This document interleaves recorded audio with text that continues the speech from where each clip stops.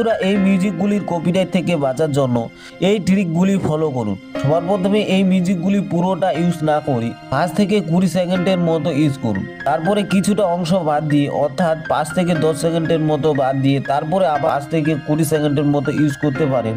আর ডিসক্রিপশনে একটা copyright disclaimer লাগিয়ে দিন, তাহলে কপিরাইট আসবে না। সাধারণভাবে এই মিউজিকটি ইউজ করলে কপিরাইট আসে না, তবুও এই স্টেপগুলি ফলো করবেন। কমরে মিউজিকটাকে ডাউনলোড করে নিন। যেই হোক 3 নম্বরে রয়েছে এই মিউজিকটি।